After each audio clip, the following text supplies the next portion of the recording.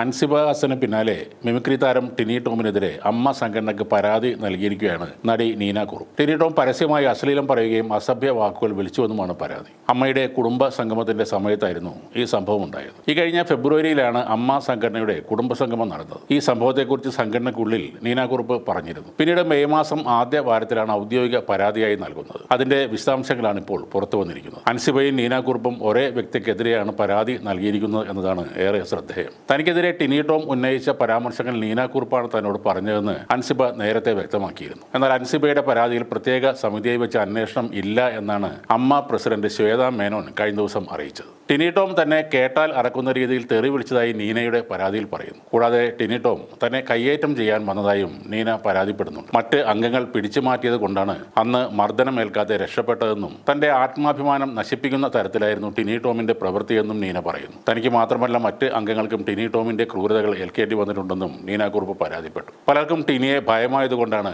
അവർ പരാതി പറയാത്തതെന്നും അവർ കൂട്ടിച്ചേർത്തു. അൻസിബയെ മത തീവ്രവാദിയാക്കാൻ ടിനി ടോം ശ്രമിച്ചതിന് താൻ സാക്ഷിയാണെന്നും രണ്ടാനച്ഛനെ ചേർത്ത് അവർക്കെതിരെ ടിനി ടോം ലൈംഗിക കഥകൾ പടച്ചുവിട്ടതായും നീന പറയുന്നു. നീനയുടെ പരാതി ഇങ്ങനെയാണ്: 2026 ഫെബ്രുവരി 13 കൊച്ചിയിലെ റീജിയണൽ സ്പോർട്സ് സെന്ററിൽ അമ്മ കുടുംബ സംഗമത്തിന്റെ റിഹേഴ്സലിനായി നിരവധി അംഗങ്ങളും എക്സിക്യൂട്ടീവ് അംഗങ്ങളും മറ്റുള്ളവരും സന്നിഹിതരായിരിക്കെ ശ്രീ ടിനി ടോം എന്നെ പരസ്യമായി അസഭ്യവും അശ്ലീലവും അപമാനകരവുമായ മലയാളം വാക്കുകൾ ഉപയോഗിച്ച് അധിക്ഷേപിച്ചു. അദ്ദേഹം നീനയെ വിളിച്ച ആ വാക്കുകൾ പറയാൻ അറപ്പുള്ളതാണ്. മൈ എന്ന് തുടങ്ങുന്ന മലയാളത്തിലെ അറിയപ്പെടുന്ന തെറിവാക്കാണ് അദ്ദേഹം ആദ്യം ഉപയോഗിച്ചത്. പിന്നീട് പട്ടി പൂമോളെ എന്നും വിളിച്ചു. നിന്റെ അമ്മയുടെ എന്ന് പറഞ്ഞു തെറി കൂട്ടി വിളിച്ചു. ഈ തെറിവിളികൾക്ക് ശേഷം ടിനി ടോം കൈ ചുരുട്ടിക്കൊണ്ട് ആക്രമണോത്സുകമായ രീതിയിൽ തന്റെ നേരെ മുന്നേറുകയും ശാരീരികമായി ഭീഷണിപ്പെടുത്താനും ആക്രമിക്കാനുള്ള ശ്രമം നടത്തുകയും ചെയ്തുവെന്നും അവിടെയുള്ള പലരും പിടിച്ചുമാറ്റിയത് കാരണമാണ് അന്ന് ശാരീരികമായി മർദ്ദിക്കപ്പെടാത്തത് എന്നും നീന പറയുന്നു. ടിനി ടോം പല അവസരങ്ങളിലും നേരിട്ടും സോഷ്യൽ മീഡിയ പ്ലാറ്റ്ഫോമുകളിലൂടെയും പൊതുസ്ഥലങ്ങളിലുമായി മറ്റ് പലരോടും അസഭ്യവും അപമാനകരവും വേദനിപ്പിക്കുന്നതുമായ ഭാഷ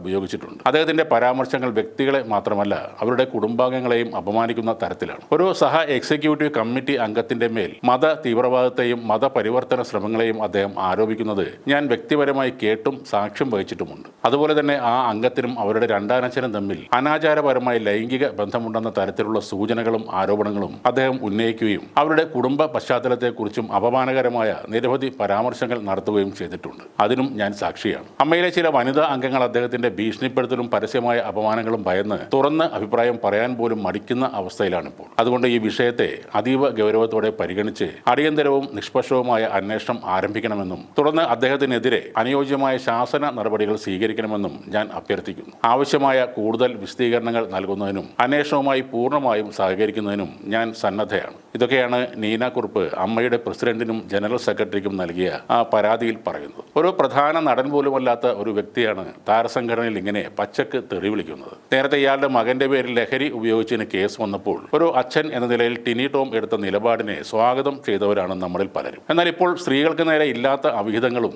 അതും രണ്ടാഴ്ചനെ ചേർത്ത് ലൈംഗിക കഥകളും ഉണ്ടാക്കി പറയുകയാണ് ഇയാൾ ചെയ്യുന്നത്. നീന കുറുപ്പ് പരാതിയിൽ പറയുന്നത് പോലുള്ള തെറിവിളികൾ അങ്ങേയറ്റം അരോചകമാണ്. ഒരു മലയാളിയും പരസ്യമായി ഇങ്ങനെ ചീത്ത വിളിക്കുമെന്ന് തോന്നുന്നില്ല. സ്വഭാവത്തോടെ ഒരു സംഘടനയുടെ മീറ്റിംഗിൽ ഇത്തരം തെറിവിളി നടത്താൻ സാധാരണക്കാർക്ക് കഴിയില്ല. തങ്ങൾക്ക് ഉന്നതരായ സുഹൃത്തുക്കൾ ഉണ്ടെന്നതോ സിനിമാക്കാരിലും രാഷ്ട്രീയത്തിലും സ്വാധീനം ഉണ്ടെന്നോ ആയ ഒരു ബലത്തിലായിരിക്കാം ഈ തെറിവിളി നടത്തുന്നത്. കഴിഞ്ഞ ആഴ്ച മുഖ്യമന്ത്രി വി ഡി സതീശനുമായുള്ള ബന്ധത്തെക്കുറിച്ചും ടിനി ടോം പറഞ്ഞിരുന്നു. പഠിക്കുന്ന കാലം മുതലുള്ള ബന്ധമാണ് വി ഡിയുമായി ഉള്ളതെന്ന് ടിനി മാധ്യമങ്ങളോട് പറഞ്ഞു. ആലുവ ദേശത്തെ വീട്ടിലെത്തി ടിനി ടോമും ഇടവേള ബാബുവും വി ഡി സതീശനെ കാണുകയും ചെയ്തിരുന്നു. പഠിക്കുന്ന കാലം തൊട്ടുള്ള ബന്ധമാണ് സതീശേട്ടനുമായി. യൂണിവേഴ്സിറ്റി യൂത്ത് ഫെസ്റ്റിവൽ മുതൽ അദ്ദേഹത്തിന്റെ വോളണ്ടിയറായി പ്രവർത്തിച്ചിട്ടുണ്ട്. എന്റെ സീനിയറായിട്ട് ഞാൻ കണ്ടിട്ടുള്ള ആളാണ് സതീശനെന്നും ടിനി ടോം പറഞ്ഞിരുന്നു. ചിലപ്പോൾ ഈ ബന്ധമൊക്കെ ആയിരിക്കാം ആരെയും എന്തും പറയാൻ എന്ത് ഇല്ലാക്കഥകളും ഉണ്ടാക്കാൻ ടിനി ടോമിന് ധൈര്യം നൽകുന്നത്.